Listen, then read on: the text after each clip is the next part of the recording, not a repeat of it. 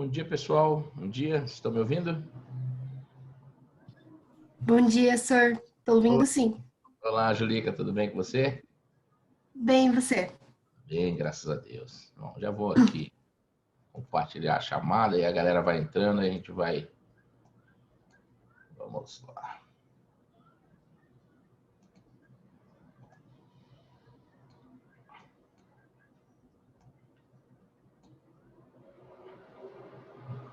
Boa.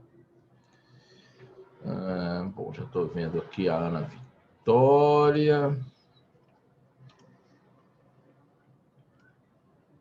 Caetano. Julica.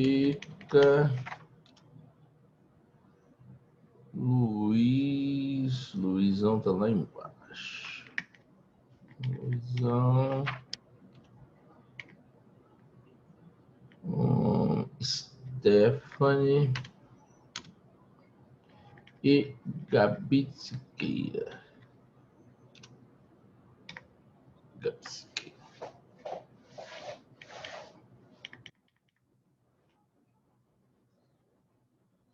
Bom, Sávio está chegando ali agora.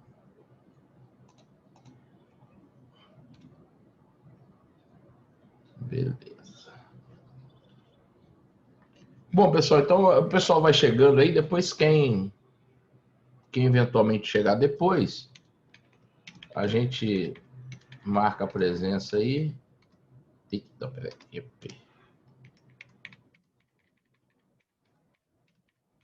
Se o pessoal for chegando, a gente altera aí. Se o pessoal chegar.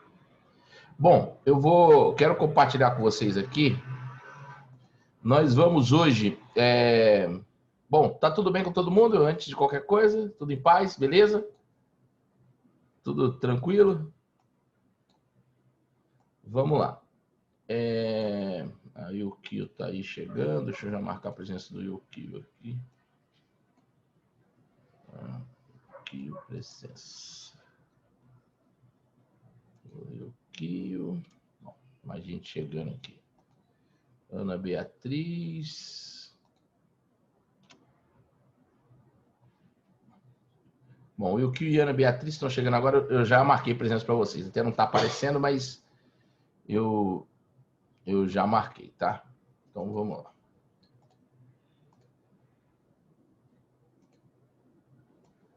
Bom, nós vamos hoje para frente 2 e vamos trabalhar no assunto chamado Revolução Socialista de 1917, né? É a segunda parte da Revolução. Na aula passada, nós falamos sobre a parte, vamos assim dizer, burguesa da Revolução, né? Então, a gente falou naquele primeiro momento que a gente até lembrou os antecedentes da Rússia na guerra, né? Então, eu vou voltar aqui um pouquinho só para a gente lembrar, ó, na aula passada, eu acho que a gente até fez uns exercícios, se a minha memória não me trai.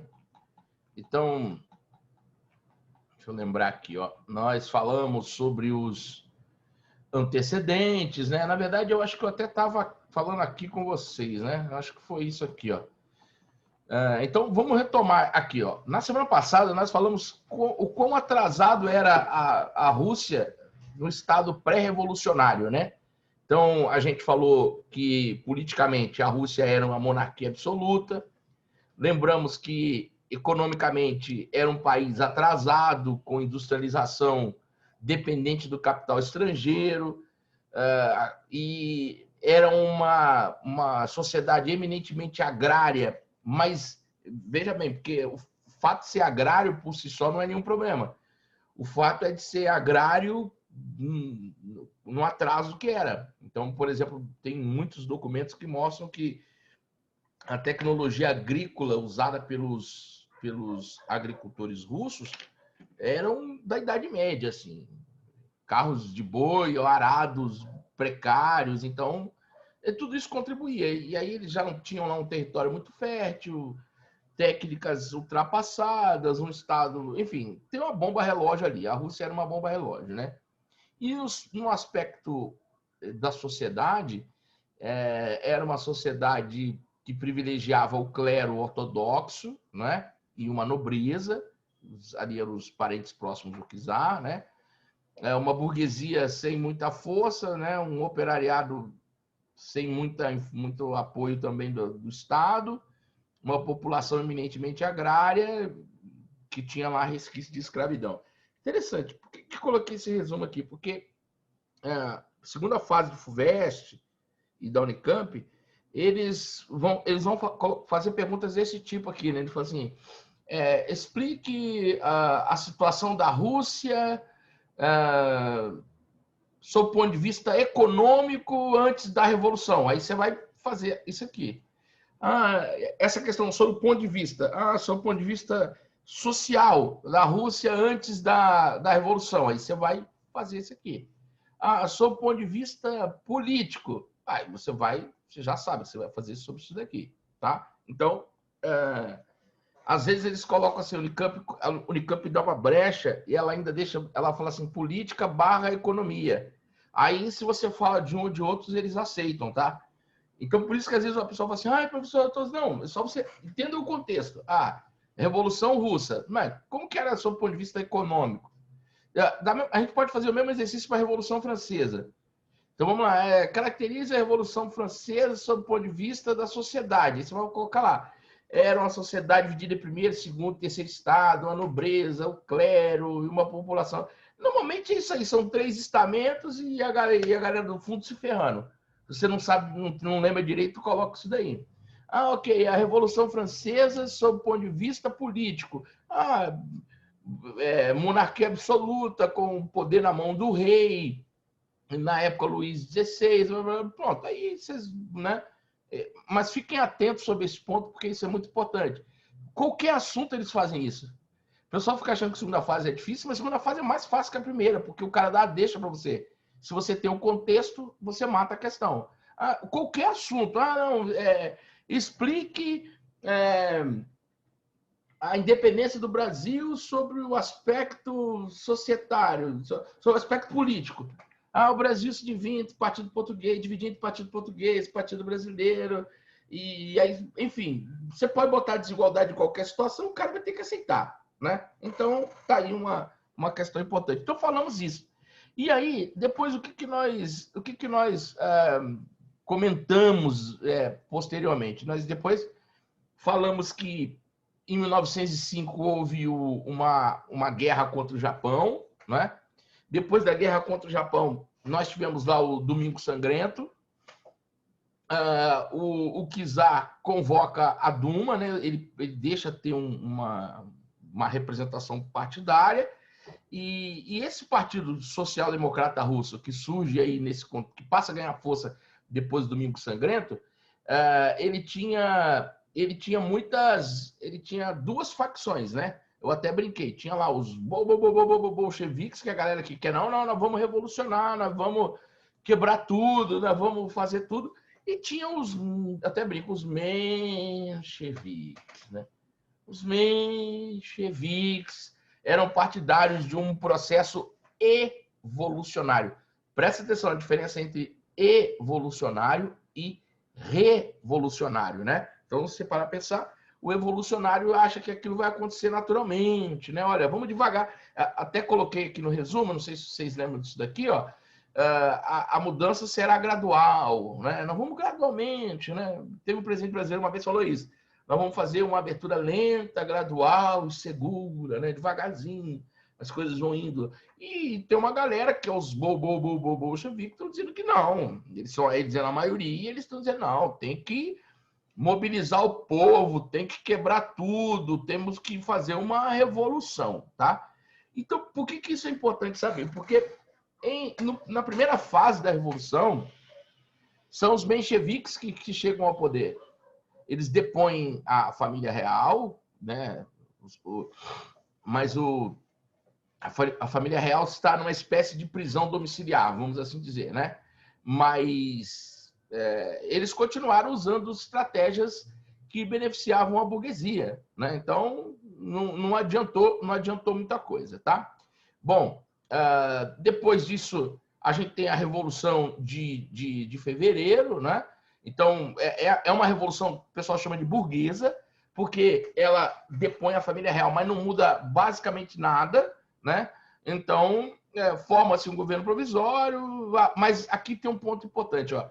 A Rússia continua na guerra, tá? Aí você começa a ter manifestações populares contra a guerra por terra e por pão, ao momento em que a facção bolchevique do Partido Comunista lança as famosas teses de abril. O que eram as teses de abril? Teses de abril. Paz, terra e pão. Então, paz, terra e pão era, vamos assim dizer, o mote das teses de abril. É tudo que o povo russo precisa. Eles querem acabar, eles querem sair da guerra, eles querem ter terra e eles querem ter alimentos, tá? Então é aí o que eles estavam pedindo aí. Aí vem uma questão importante, porque não adiantou muito. O que os caras fizeram não adiantou, tá? A Rússia continuou na guerra, a burguesia acha que vai lucrar com a guerra, acha que, enfim, eles estão ganhando dinheiro com isso, não estão nem aí para o povo, então eles resolvem manter a Rússia na guerra. Pronto, aí é um tiro no pé para o que vai acontecer agora na Revolução Russa, que agora ela vai ter a fase mais, vamos dizer assim, radical do movimento, tá? Muito bem. Isto posto, a gente revisou isso, pessoal que chegou depois, nós estávamos fazendo uma revisão aqui da Revolução Russa, tá? da fase burguesa da Revolução Russa. Agora nós vamos falar, basicamente, da fase bolchevique da Revolução, tá? Que é a fase que nós vamos... como é que eu vou dizer assim? É a fase mais radical da Revolução. Muita gente chama a Revolução Russa, considera a Revolução Russa apenas a partir daqui, tá? Eu acho que ela tem que ser considerada desde o momento que a família real é deposta, tá? Não durou nem um ano essa fase burguesa, mas a gente divide a Revolução Francesa em várias etapas, né? Então, a gente tem que dividir a Revolução Russa também nessas etapas, porque saber a diferença dessas etapas vai te ajudar muito a responder questões específicas ali de segunda fase, tá? Então, o que acontece? Entre março e outubro, então, março a outubro, né? É o período que a Revolução ainda é burguesa. Todo mundo está entendendo isso que eu estou falando ou não? Eu fui claro nisso aqui? Vocês lembraram isso? Que essa primeira fase da Revolução Russa é uma fase mais light, mais menchevique? Tá claro isso para todo mundo? Eu imagino que sim, né? Mesmo que não fale, dá um joinha aí, coloca só para eu saber que tá todo mundo falando a mesma língua aí. Tá claro isso, né? Então, o que acontece?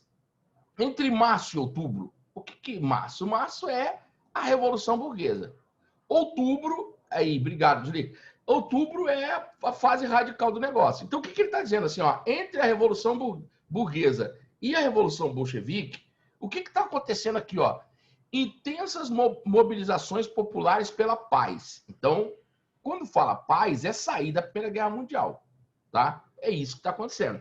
A Revolução Russa está acontecendo ao mesmo passo que a guerra está no fronte. Os alemães estão ali na fronteira, trocando tiros com os russos, tá? Embora essa etapa ela já seja uma etapa mais parada, vamos assim dizer, mais das trincheiras, né? Então, a Rússia é um caldeirão fervente ali. Mobilizações pela paz, mobilizações por reformas políticas, mobilizações por reformas econômicas, tá? De gente que não concorda com isso. Do tipo assim, o cara faz a revolução em massa, depõe a família real, mas pro afegão médio não muda nada. Você fala, o cara fala, pô, peraí, tá, mas legal, tiramos a família real, mas a gente continua na guerra. A gente continua com fome, a classe política ainda é dominante, a economia não mudou nada, ok? Então, o que acontece? É aí que surge uma figura muito importante no partido, tá? No partidão, que é o Lenin, tá? Que é o cara que até hoje a múmia dele, né? Não sei se vocês sabem disso. Ele é durante muito tempo, ele foi reverenciado em toda a União Soviética, em muitos lugares. Interessante, alguns lugares da Europa mais oriente, né? Você ainda vê lá algumas estátuas do Lenin. Em Budapeste tem um parque, isso é muito engraçado, que quando a Hungria se redemocratizou, eles meio que falaram assim, bom, não dá mais para ter essas estátuas do comunismo aqui, então nós vamos deslocar essas estátuas para um parque, né? Então é muito legal que na Hungria, em Budapeste, na verdade, Budapeste é a capital da Hungria, tem um parque onde eles centralizaram todas essas estátuas, né? Então, uma visita interessante, porque você consegue ver ali como que era essa época. Até tem um filme muito legal que eu recomendo, é divertido, embora não é um filme assim, superprodução hollywoodiana. Alguns de vocês já devem ter visto, talvez Tia Janete passou lá no 9º ano, quando vocês estavam lá no final do Fundamental 2, que é um filme chamado Adeus Lenin. Não sei se vocês já viram esse filme. Adeus Lenin. É um filme muito engraçado, eu vou explicar para vocês, porque eu recomendo ver, tá? É bem legal. Não sei se tem nas plataformas, se alguém tiver aí, confere para mim, por favor, o nome do filme Adeus Lenin. É um filme legal porque é o seguinte, ele é passado na... Rapaz, agora eu não lembro que país que é. Alguém, por favor, que tenha facilidade com o IMDb, dá uma olhada para mim, se puder, se tiver tempo e oportunidade de analisar, de encontrar essa ficha desse filme. Mas, se eu não me engano, ele é passado, eu não sei se é na Rússia mesmo ou se é num país daqueles que compõem a União Soviética, mas fato é que tem uma família que a mulher está enferma e ela está em coma. E quando ela acorda, eu não vou dar spoiler, acho que ninguém vai querer ver também, né? Quando ela acorda, a cortina de ferro caiu.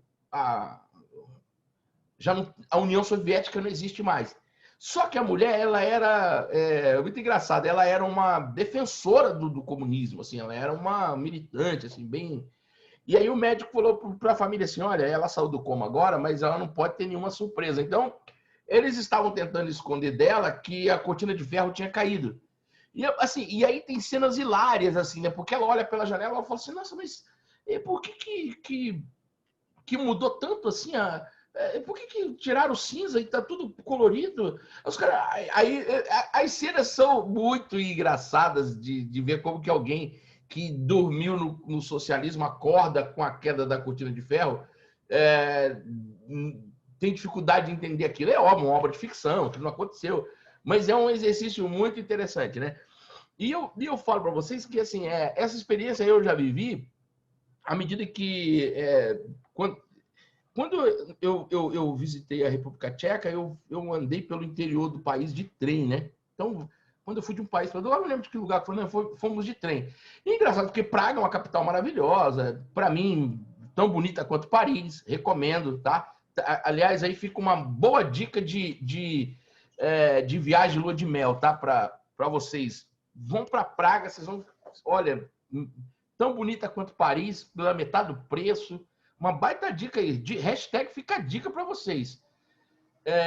Então, ó, o pessoal informou aqui que é na Alemanha, né? Então, eu imagino que é ali entre a Alemanha Oriental e a Alemanha Ocidental, né? Então, é mais ou menos isso. E eu pude ver, assim, à medida que o trem vai entrando para dentro do país, a arquitetura ela vai cada vez mais parecendo com aquela arquitetura soviética do comunismo, né? Os prédios ficam mais quadrados, os prédios ficam mais cinzas. E é muito legal isso aí. Eu lembro que a gente começou a viagem em Praga e aí foi entrando pelo país, foi entrando. E aí, à medida que vai entrando, a gente assim vai passando em lugares mais pobres, né? Porque apesar de ter Europa, tem uns lugares com menos capacidade do que as capitais, obviamente. E a gente foi vendo como que os prédios, à medida que o trem vai entrando no país, como que os prédios vão ficando mais quadrados, como que os prédios vão ficando mais cinzentos, assim, você passa a ter menos cores, né? De maneira que é muito engraçado, assim, eu me lembro que a gente parou numa estação assim, o trem ficou parado há algum tempo, aí a gente olhou de lado pela janela assim, que se sentiu assim na União Soviética, enfim, muito engraçado essa experiência aí. Muito bem. O Lenin era o grande artífice dessa revolução, ele era o intelectual dessa tríade que implantou o comunismo na Rússia. Ele era a cabeça pensante, ele era o cara que lançou as ideias que muitas pessoas seguem até hoje, embora muita gente não sabe nem que está seguindo as ideias de Lenin. Ele é o mentor intelectual e político dessa classe política toda aí. E aí o Lenin fala, olha,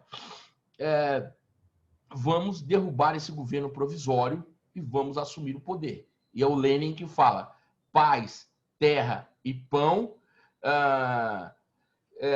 paz, terra e pão, e ele diz todo o poder aos sovietes. Sovietes, falei na aula passada, é uma espécie de, com todas as aspas, tá?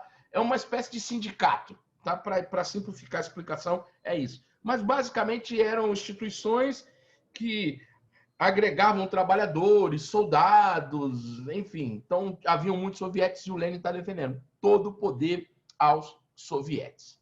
Bom, o que acontece quando se implanta a revolução, a parte socialista mesmo, a parte bolchevique da revolução, após a Revolução de Outubro, tá? Então, principais medidas tomadas naquele momento. Aí, aqui está a dica que você...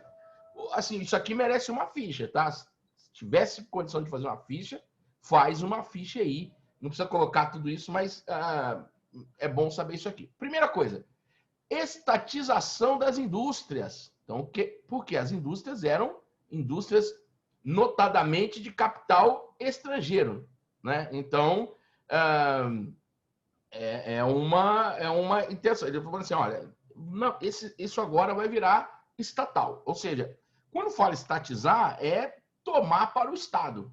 Então, todas as indústrias do país viraram do Estado, sejam elas de capital russo ou de capital estrangeiro. É como se, de repente, alguém falasse assim, gente, ó, a partir de agora, todas as empresas do Brasil são controladas pelo governo. Todas elas. Como assim, professor? Não, todas. Seja ela as empresas brasileiras, como Ambev, como Grendene, como Alpargatas, como a Gol, a Azul, ou as estrangeiras. Ford, Fiat, Honda, todas as empresas, de repente, passam a ficar para o controle do Estado. Assim, não precisa ser muito inteligente para saber que isso não vai dar certo, porque, isso no Brasil, então, a chance é zero de dar certo, né?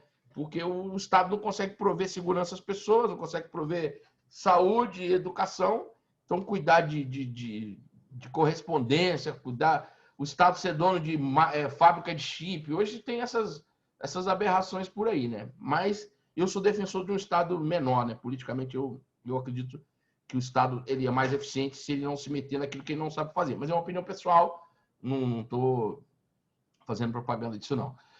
Mas o socialismo fez isso, estatizou todas as indústrias. Tá, ok, agora tudo isso daqui, é óbvio que o cara que é dono de uma indústria lá, ele não vai cuidar da indústria como se fosse dele, né? Porque, de repente, todo o lucro daquela indústria não vai ter o destino que tinha antes. O destino agora é o Estado. Resolve o problema do Estado no primeiro momento? Resolve, porque, de repente, o cara começa a receber dinheiro de tudo que é lado. Ok, mas é natural que a produtividade dessa indústria caia, tá? Então, porque o interesse pelo lucro motiva as pessoas, né? Então, aí é uma questão natural até. Então, estatizaram indústrias, estatizaram as grandes propriedades rurais, ou seja, grande fazenda, acabou, valeu, é tudo nosso, nós vamos dividir isso aqui, fazer uma reforma agrária. Estatizaram todas as minas de extração de metais preciosos ou minérios, né? Então, tudo isso. Todo o comércio exterior, tudo que era exportado agora é para o Estado, e todo o sistema financeiro. Ou seja, todos os bancos, como de repente agora o banco é todo do país. Como se o cara chegasse lá e falasse, acabou Santander, acabou Itaú, agora tudo é banco, tudo do Estado. O Estado vai controlar tudo. Beleza, nesse primeiro momento isso tem um efeito positivo, né? É óbvio que tem, porque você se apropriou das riquezas em prol do Estado. Ok. Então, tá aí as primeiras... daqui a pouco nós vamos falar das consequências disso, mas tá aí a primeira questão. anulados todos os títulos de nobreza. Então, todo assim, você, não, acabou, agora acabou, você não é mais. Não, mas eu sou, não é mais. Você acabou, você agora é um cidadão comum, acabou, não tem mais título. Não existe mais título na Rússia. Isso aí não teve impacto muito grande, não, porque, né, não muda muito. Tirar um título, a pessoa continuou ali. É óbvio que alguns detentores de títulos perderam também as propriedades rurais, e aí virou um problema ali. Muita gente fugiu da Rússia nessa época, tá? Muita gente. Muitos russos migraram para os Estados Unidos, muitos elementos da nobreza russa migraram para a Alemanha, na expectativa de que cedo ou tarde a Revolução fosse acabar e aí eles poderiam voltar, né? Ok. Terceiro ponto, separação entre igreja e Estado. Então, acabou aquele negócio de Estado e igreja ser a mesma coisa. E aí aqui surge um problema, né? Porque os russos vão atribuir à igreja as mazelas do Estado. E aí é marca do comunismo russo a perseguição à igreja, né? O que é um efeito colateral ruim de tudo isso, né? Isso aconteceu com muita frequência, tanto que há farta documentação da perseguição soviética, né, à igreja. Então, igualdade e soberania dos povos da Rússia, né? Então, ele está dizendo que todo mundo é igual, não é porque o cara nasceu na família nobre lá que ele é melhor do que alguém. E aí, o free speech lá, né? Liberdade de expressão, de imprensa e de greve. Isso aqui vai durar pouco, mas nesse primeiro momento é o que acontece. Eu entendo aqui o seguinte, que o que os bolcheviques estão fazendo é o que eles prometeram. Isso é uma verdade. Paz, terra, pão. O cara. Aí o que. Até não está aqui. Eu acho que se não tiver no próximo slide, eles, assim, em questão de 5 meses, tiraram a Rússia da guerra. Em março, a Rússia saiu da guerra. Deixa eu ver se não está no próximo slide aqui. Não, está aqui, ó. Então, aí começa. Em março de 18, então, veja bem, a Revolução é em outubro. Em março de 18, é assinado o Tratado Brest-Litovsk, que basicamente significa que a Rússia saiu da guerra, tá? Definiu as condições para a paz. E aí tem um efeito colateral nisso aqui. Quando a Rússia sai da guerra, os Estados Unidos agora entendem que ou eles entram para garantir o capitalismo no restante da Europa, ou é o fim de tudo. A Europa vai virar toda comunista. E eles estavam certos nisso, porque num dado momento, no auge da expansão soviética, um terço da população mundial estava sob o regime socialista. Um terço da população mundial, né? Até porque a China conta muito, né? Se você pensar que o socialismo chegou na China, já vai, caramba, é coisa pra caramba, tá? Então, em março, já saíram da guerra, tá? Então, aí, ou seja, cumpriu as teses de abril, é paz, cumpriu, ele saiu da guerra. Eles estão fazendo reforma agrária, isso demora, mas estão cumprindo o que eles combinaram, tá? Beleza, aí tem uma questão importante aqui nesse período aqui. Entre 1918 e 1921, o mundo capitalista não vê com bons olhos esse crescimento do socialismo na Rússia.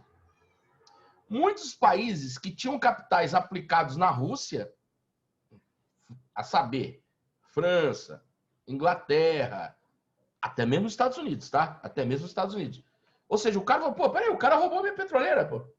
Tu é louco? Mais ou menos como a Bolívia fez com o Brasil. Não sei se você sabe, teve, não sei que ano que foi, o Brasil tinha uma refinaria da Petrobras na Bolívia, a Bolívia meteu a mão e falou, não, isso aqui é meu, acabou. E virou boliviana a refinaria. Tá lá, virou para eles. Eles tomaram a refinaria e aí depois se estabeleceu um pagamento irrisório, 1/5 do valor que valia a refinaria, e a refinaria até hoje está funcionando na Bolívia lá. Uma refinaria construída com capitais brasileiros, tá? Muitos desses países se sentiram, vamos assim dizer, ameaçados com essa iniciativa. Eles temiam a expansão desse capitalismo, eles temiam a expansão desse comunismo para o restante da Europa. Então, o que acontece? A maioria desses países, que nós vamos chamar, criaram uma aliança, assim, mas era um negócio meio, vamos assim dizer, meio no submundo, tá? Capitais ocultos ali, bancando a monarquia, dizendo, nossa, vocês montam um exército branco aí, porque, cara, mais frente das potências capitalistas. Por isso que eu botei aqui, ó. Né? Esse mais aqui não ficou muito bom, mas só para vocês só para entenderem aí. E o Exército Vermelho é o exército da Revolução. Ou seja, a Rússia viveu uma guerra civil, ou seja, a Rússia sai de uma guerra contra a Alemanha e entra numa guerra civil, porque dura 3 anos. Tá? Então, os exércitos vermelhos da Revolução, liderados por Leon Trotsky, tá? Tá aqui o Trotsky, que vai virar inimigo daqui a pouco, tá? Vencem essas forças contra-revolucionárias, né? Que era o exército... O exército branco era um exército monarquista, tá? Mais o que os capitalistas estão colocando, eles vencem essa guerra.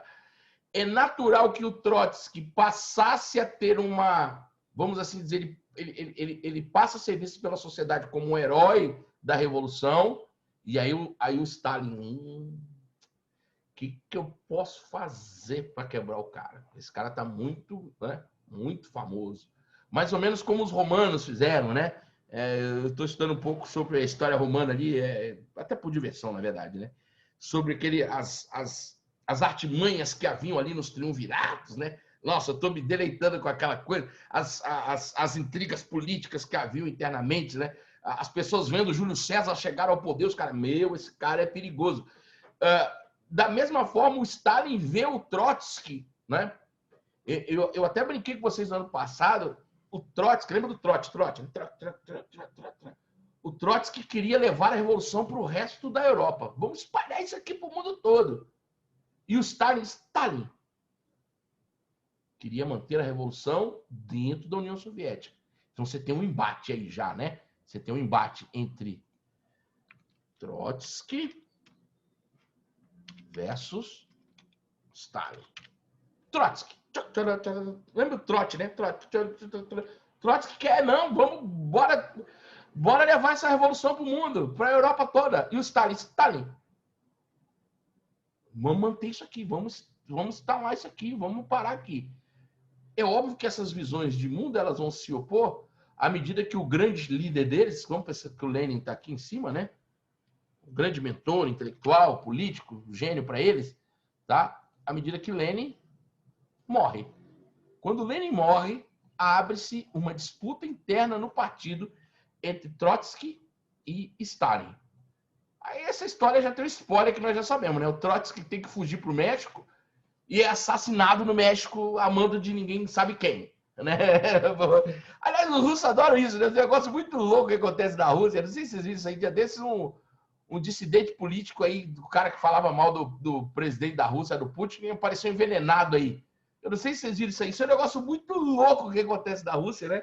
Outro dia eu vi lá um jornalista também foi envenenado. Uns venenos muito loucos, assim, um negócio que os médicos não conseguem descobrir o que é, tratam só os sintomas, porque, é um bagulho que ninguém sabe direito de onde saiu. Então, os russos, nesse período que vai começar agora aqui, depois de 21, aí eles vão entrar numa paranoia sem tamanho, né? Bom, quando chega em 1921, aí tem um problema. Porque aí o Stalin, o Lenin, na verdade, ele consegue ver, e nesse ponto ele foi muito sagaz, ele consegue ver que aquele negócio de estatizar todos os bancos, de estatizar todas as propriedades, todas as indústrias, não ia dar certo. E por que não ia dar certo? Porque, vamos imaginar uma coisa aqui. Você é dono de uma padaria, tá? Vamos supor assim, você é dono de uma padaria. O que acontece?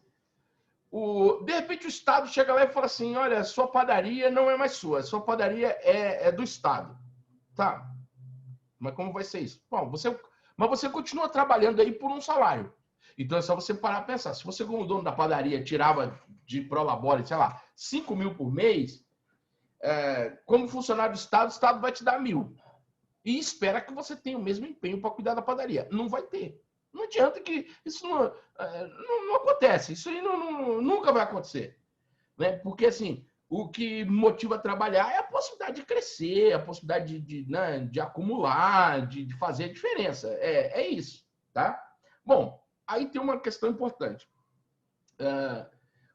O Lenin olha esse cenário, está vendo a crise econômica, e ele fala assim, vamos adotar, então, uma nova política econômica, chamada de NEP. O que significa isso? Ele usou uma expressão muito interessante na época, ele falou assim, é preciso dar, se você quiser dar um salto, é preciso dar um passo para trás.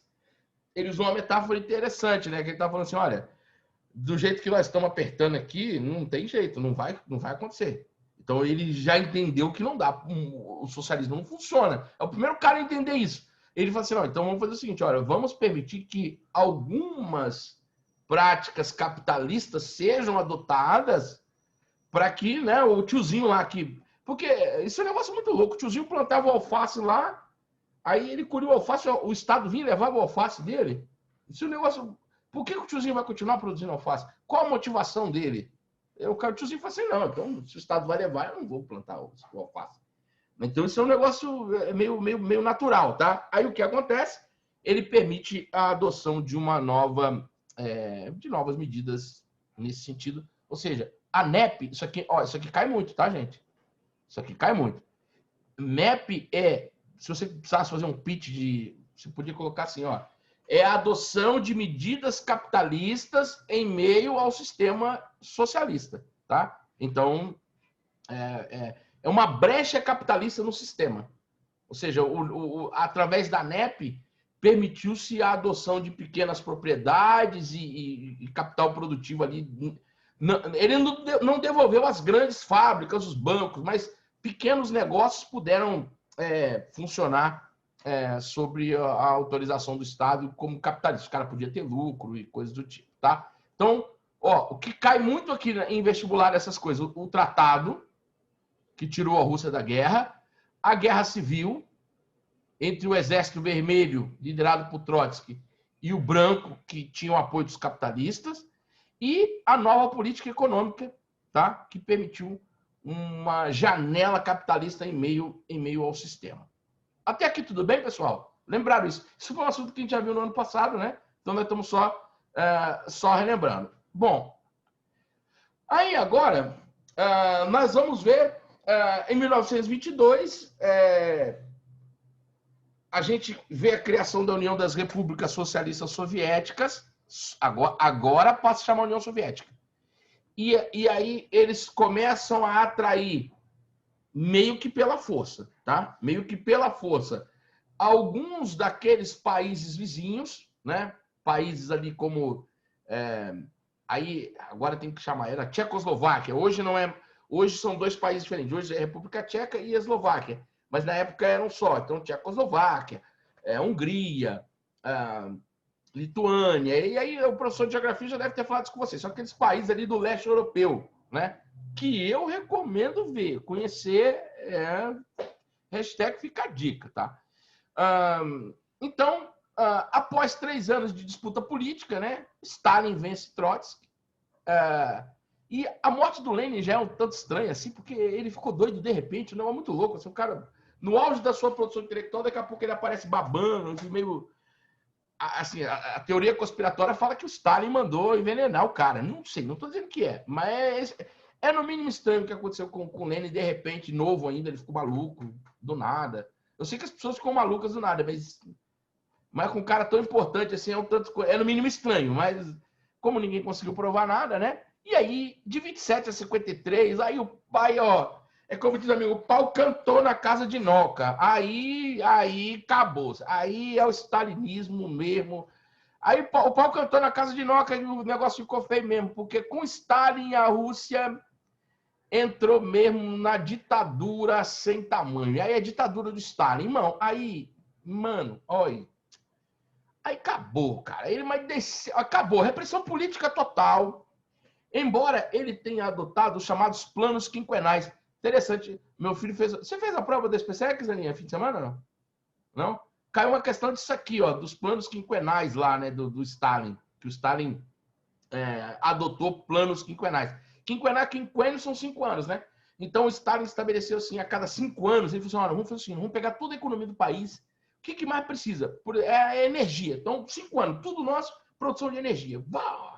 E agora, 5 anos, nós estamos precisando de aço, siderurgia, então, tudo. Constrói usina siderúrgica, tudo. E agora, o que estamos precisando? A indústria química, 5 anos, química. Ou seja, ele adotou esses planos quinquenais que, querendo ou não, levaram a Rússia para um outro patamar.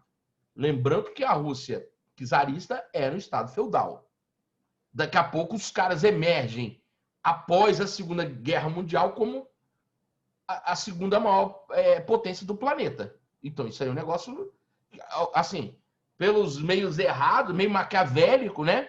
Lembra disso do Maquiavel, né, gente? Meio maquiavélico, os fins justificando os meios, né?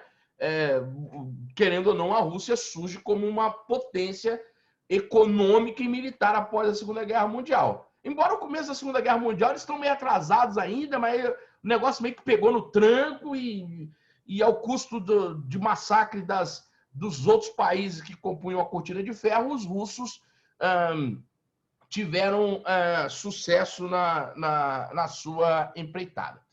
Então, é isso. Vamos para os exercícios, que é o que realmente importa. Até aqui, alguém tem alguma dúvida? Alguém quer fazer alguma colocação? Vocês estão muito quietos hoje, ninguém nem fala nada, ninguém participa. Vamos lá. Então, vamos aos exercícios. Vamos lá. Vamos aos nossos exercícios.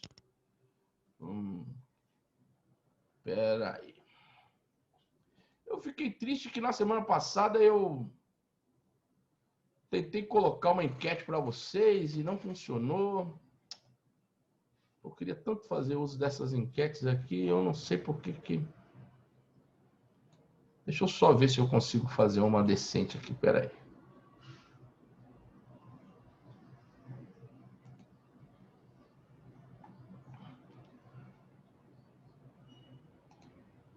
Vamos lá. Porque o pessoal respondeu e não apareceu os resultados para mim, porque como eu deixei no anônimo, eu não sei, eu achei que o anônimo não ia aparecer o nome, né? Mas falei, bom, acho que eu deixei no anônimo para ninguém se constranger o pessoal responder na boa, né? Mas, enfim, acabou que não deu certo. Eu preciso treinar melhor isso aqui. Espera aí, deixa eu só ver se eu consigo resolver aqui. Espera aí. Enquetes.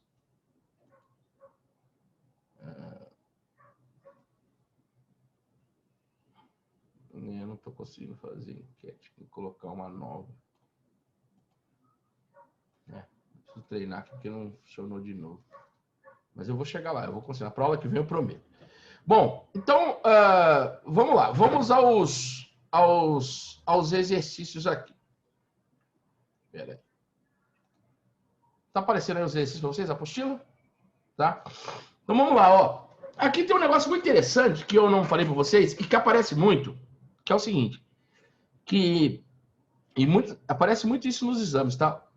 Após a morte do Lenin, o Stalin é o primeiro marqueteiro, assim, de Photoshop, é o Stalin, cara, que é muito, muito interessante, o fato de que ele, não sei se vocês sabem disso, ele editou muitas fotos que mostravam o Lenin, meio que assim, todos os inimigos dele ele apagava das imagens.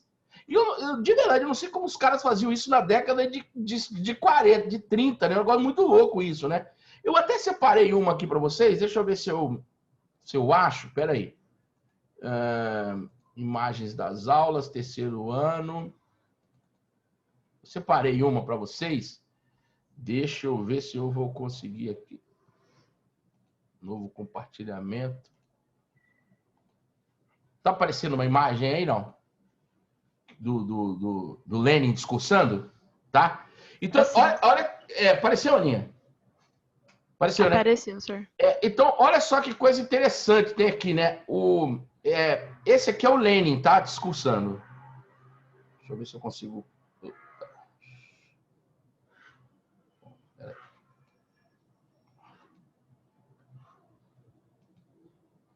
Aqui. Então, você tem aqui a figura do Lenin discursando. É notadamente o grande líder, né? Aí o que acontece? Alguns dos caras que Stalin não gostava depois estavam nessa foto aqui. O que o Stalin fez? Ó, ele mandou tirar os caras da foto. Ele mandou tirar os caras da foto. E isso aqui, isso ele fez assim. Mas ele fez em milhares de fotografias. De verdade que eu queria saber que tecnologia é essa que o cara usa na década de 30, que era um Photoshop melhor que o meu. Porque se eu faço isso aqui no Photoshop, eu nunca vou conseguir tirar os caras de tira aí. Porque com o computador hoje é difícil. Você imagina nessa época aí, né? E tem umas outras, assim, tem um artigo no Wikipedia que mostra isso.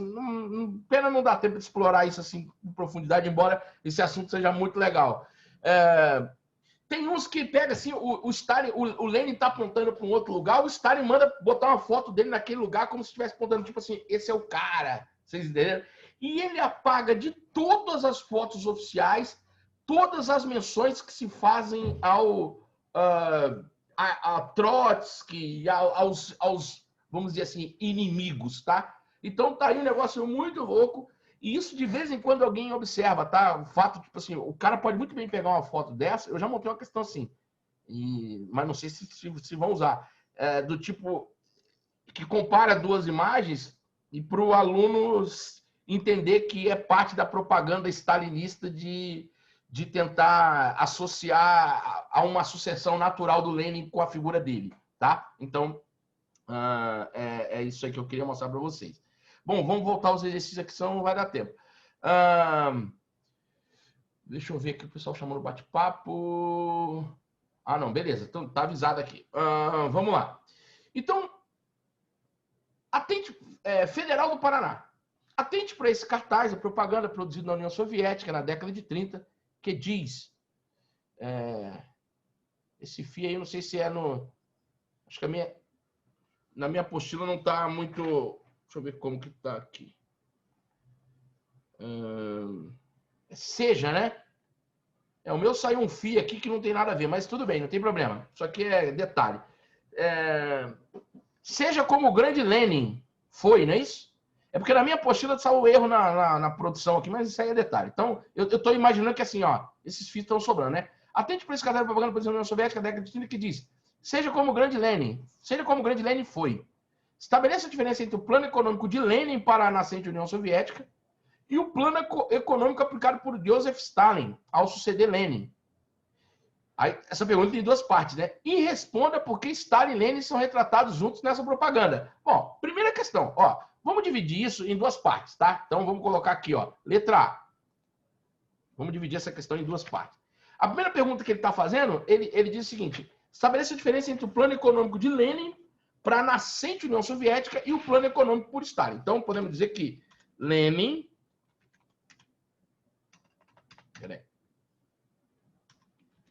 Lenin, através da NEP, permitiu uma, vamos chamar de quê? Uma brecha, permitiu uma, vamos botar aqui, ó, inserção de iniciativas capitalistas na recente capitalistas vamos botar aqui, nos primeiros momentos da Revolução Russa, tá? Nos primeiros momentos da Revolução. Aí, vamos dizer assim, ó. Stalin adotou os chamados planos quinquenais, tá? Com inteira participação do Estado na economia. Então, basicamente, ele quer que você fale isso. Não, você tem que saber que a NEP e o modelo quinquenal do Stalin. Tá aí, isso aqui você matou 20% das questões de Revolução Russa. Saber que a NEP permite um pouco de participação, um pouco de capitalismo, e o Stalin adotou os famosos planos quinquenais, que eram investimentos maciços do capital do Estado em setores específicos da economia a cada 5 anos. Pronto. Beleza? Todo mundo entendeu isso? Tá. Letra B, né? Vamos chamar de letra B. Por que eles são retratados juntos nessa propaganda? Poxa vida, a gente pode dizer que... podemos dizer, com certeza, que a imagem mostra os dois líderes juntos numa tentativa de Stalin em suceder o antigo líder em quesitos de popularidade. Ou seja, o Stalin fez um esforço imenso para se associar à imagem do Lenin para lucrar com isso. Literalmente, tá? Isso aí não é verdade, tá? Então, eles usaram isso aí como uma forma de capitalizar. É o marketing do Stalin, tá? Muito comum isso daí, vocês vão ver isso em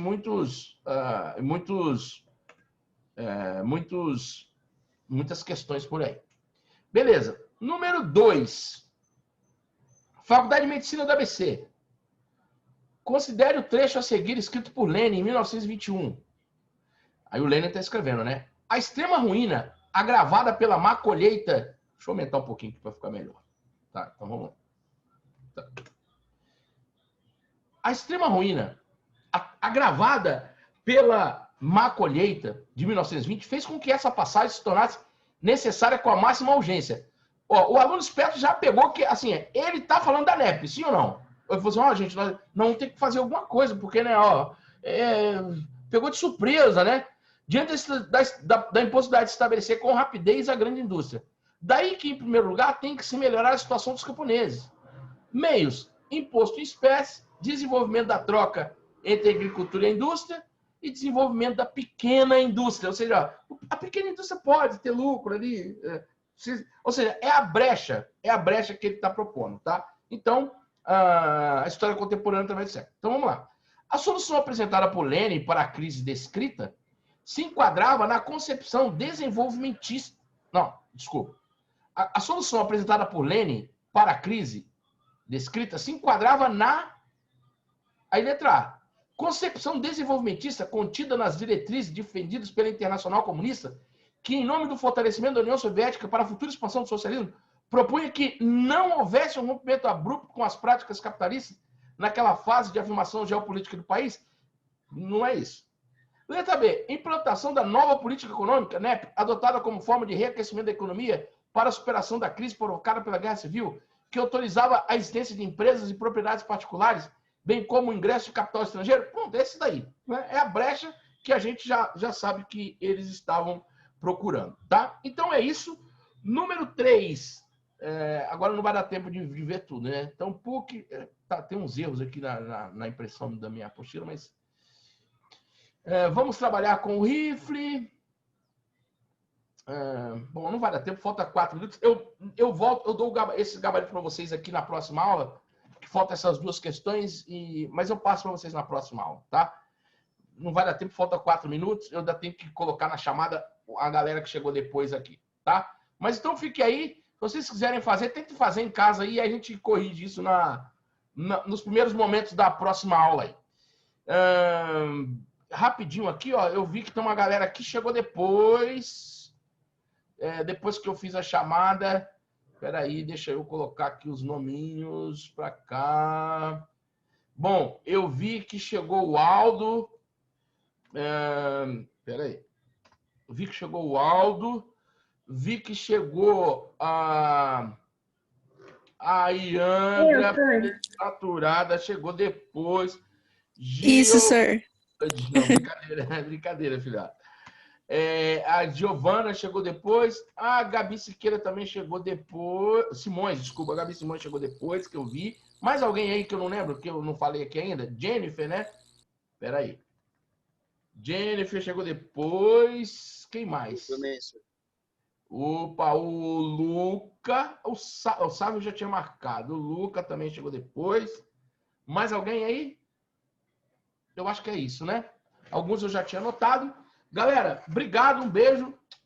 Eu fico devendo só esses gabaritos dessas duas questões aí, mas tentem fazer em casa aí, né? Eu acho que vocês têm conhecimento suficiente, a revisão, acho que vocês não vão ter dificuldade, não. Um beijo, um bom fim de semana a todos. Semana que vem, na sexta-feira, tem lá a entrega do material na escola, né? Quero ver se eu consigo ir, ainda não consegui me organizar com tudo isso, mas eu vou tentar me agendar para estar lá. Um beijo, um queijo, abraço do Gordo, bom fim de semana para vocês. Um abraço. Tchau, senhor. Pessoal. Tchau, senhor. Obrigada. Obrigada. Obrigado por tudo, vocês são nota 10, hein? Então, vocês moram no meu coração, são inquilino bom e não pagam aluguel, ó. De coração mesmo, hein? Obrigado, pessoal. Final de semana, senhor. Tchau, tchau.